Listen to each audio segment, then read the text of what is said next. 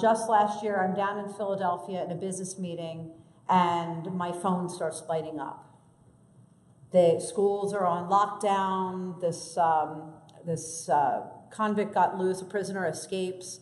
They think he possibly may be armed and dangerous. He's running through, for those of you from the Bucks County area, I'm sure you heard about it, running through the woods near the schools, near the township building, everything's on lockdown. Shelter in place. This was all not, these are the news stories that were shared on social media. So it's breaking news on social media, breaking news on social media, that's where you see it. I don't know about you, but I don't have my NBC app open all day long. So then the township and the school district started communicating with us very clearly.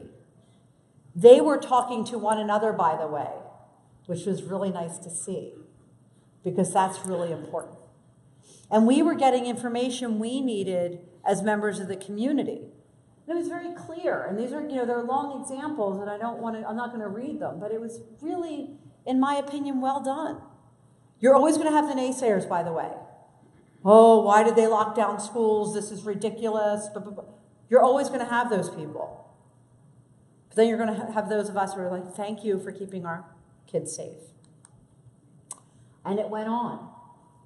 Prisoners still handcuffed, wearing orange shirt, wrapped in light-colored blanket to hide cuffs. Police still searching. Shelter-in-place order, where it is. Schools are closed. It just went on and on. But we were informed. And this is real time, and it was immediate, which meant they had to have a plan.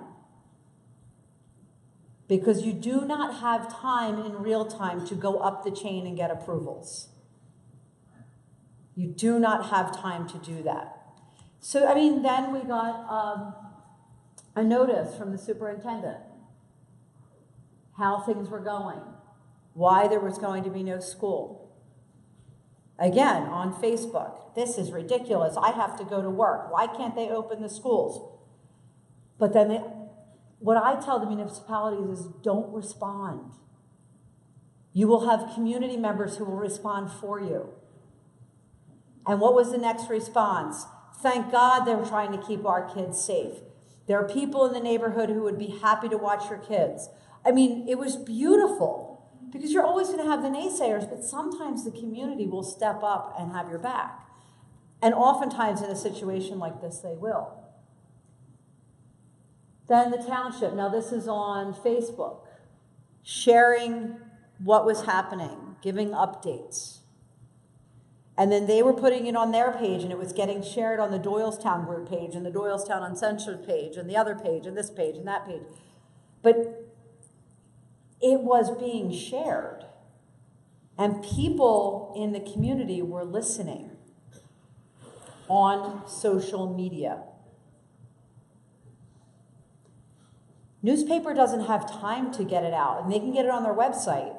They still have to write it, which means they have to verify it, which means there's still a lag, there's still a delay. I usually know that something has happened and can confirm it before I ever see the NPR notice. And it's usually within a half hour before, because they have to verify their sources. Whereas when it comes from the source, it's already verified, right?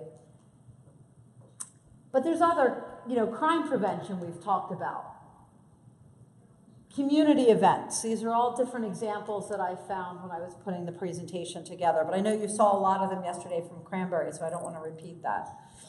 Thank you.